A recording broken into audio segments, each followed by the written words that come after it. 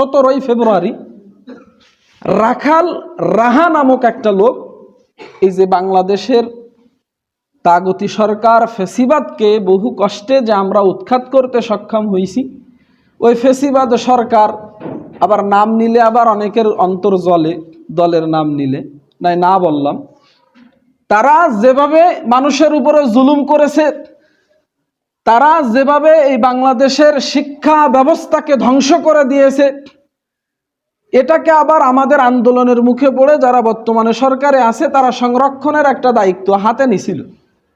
তারা এমন কিছু লোককে এই শিক্ষা ব্যবস্থাকে সংরক্ষণ করবার বা সংস্কার করবার দায়িত্ব দিছে। তার মধ্যে থেকে একজন এই রাখাল রাহা নামক এক সুশীল শিক্ষিত। আচ্ছা বলেন, যার ভিতরে শিক্ষা আছে সে কোনোদিন আল্লাহ তাআলাকে গালি দিতে পারে? কথা বলেন। একজন সাধারণ মানুষ, সে কোনোদিন স্কুল কলেজের বারান্দায়ও যায় নাই শিক্ষাগত যোগ্যতা অর্জন করবার জন্য, সে মাদ্রাসাতে পড়ে নাই, তবে সে মুসলমান। এমন একজন মুসলমানের কাছে আপনি যান যে পাঞ্জেগানা নামাজ পড়ে, তার কাছে যে যদি আপনি প্রশ্ন করেন, আচ্ছা আপনি মসজিদে যাইতেছেন জুমা বারে বা 5 ওয়াক্ত নামাজ পড়তে আপনি মসজিদে যান, কেন যান? তো এক কথাই সে বলবে, আমি আল্লাহ তাআলার গোলাম, আমি আল্লাহ তাআলার গোলামি করতে যাই। ঠিক কিনা? তো তখন যদি কোনো নাস্তিক তাকে প্রশ্ন করে যে তুমি আল্লাহ তাআলার কুদরতি কদমে সিজদা দাও, হিন্দু যারা আছে তারাও সিজদা দেয়, তারা একটা মূর্তিকে নিয়ে সামনে রেখে সিজদা করে, তারা তার ইবাদত করে, মূর্তির ইবাদত করে। তুমি যাকে যে মসজিদে সিজদা করো তাকে কি তুমি কোনোদিন দেখছো? তুমি না দেখে তার ইবাদত বন্দিগি কিভাবে করো? তখন সেই এক কথায় ওই মূর্খ লোকটা, গ্রাম্য, একেবারে যে শিক্ষাগত যোগ্যতা তার মোটেও নাই, সে বলবে যে ভাই অত পেশগোজ বুঝি না, আমি একজন মুমিন, আল্লাহ তাআলা আছেন, গায়েবের উপরে বিশ্বাস রাখতে হয়, আমি বিশ্বাস করি, এটাই আমার ঈমান। ঠিক না ভাই? কিন্তু যারা দেখবেন একটু শিক্ষিত বা যে যত বেশি শিক্ষিত সে তত বেশি যুক্তি দেয় যে আল্লাহ তাআলা যদি থাকেন তাহলে কোথায় আছেন, কোথায় কি করতেছেন, এই বিভিন্ন যুক্তি খাটায় সে নাস্তিকের দিকে সে ঢুকে যায়। ঠিক না ভাই? শিক্ষা ভালো, শিক্ষা ভালো কেন? আল্লাহ তাআলা যে রসুলের উপরে সর্বপ্রথম যে আয়াতটা নাজিল করছিলেন, সে আয়াতে আল্লাহ তাআলা বলছেন ইকরা বিসমি রাব্বিকাল্লাযী খলাক, যে রসুল আমি আপনাকে বলছি এবং আপনার মাধ্যমে আপনার সমস্ত উম্মতের জন্য এই পয়গাম, আসমানি কিতাব দিয়ে সর্বপ্রথম যে পয়গামটা আমি আপনাকে দিলাম, আপনার উম্মতকে দিলাম, সেটা হলো যে ইকরা, পড়ুন, যে শিক্ষা অর্জন করুন। এই আদেশটা কার? শিক্ষা ভালো, শিক্ষাগত যোগ্যতা আমাদেরকে অর্জন করতে হবে, তবে শিক্ষার পাশাপাশি আমাদের দীক্ষা থাকতে হবে। ঠিক কি ঠিক না? আমাদের শিক্ষাটা যেন সুশিক্ষা হয়, আমাদের শিক্ষাটা যেন কি হয় ভাই?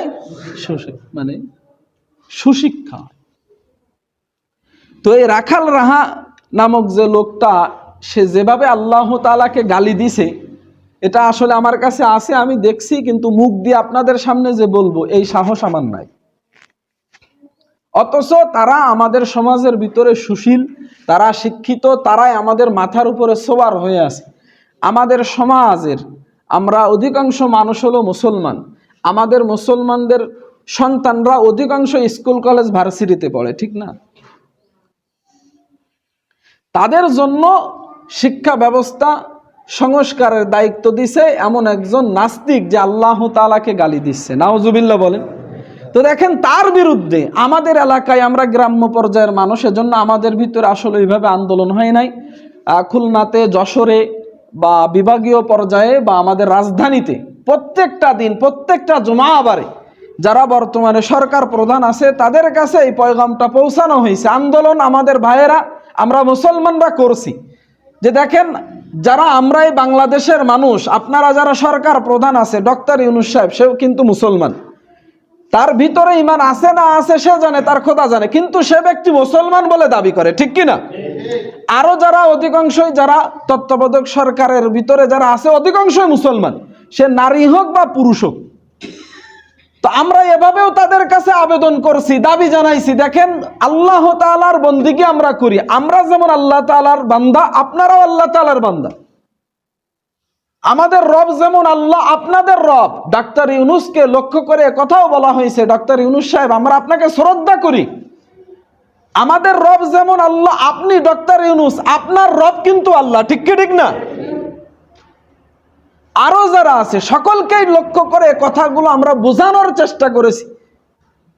দেখেন আমাদের উপর আক্রমণ, এই 15-16 বছর ধরে এই ফ্যাসিবাদ সরকার, হাসিনা তার দোসররা কি পরিমাণ অত্যাচার, সাধারণ মানুষ, ওলামায়ে কেরাম, ইসলামপন্থী যত দল আছে তাদের উপরে যে কি পরিমাণ অত্যাচার, স্টিম রুলার চালাইছে, আমরা মেনে নিছি, সহ্য করেছি।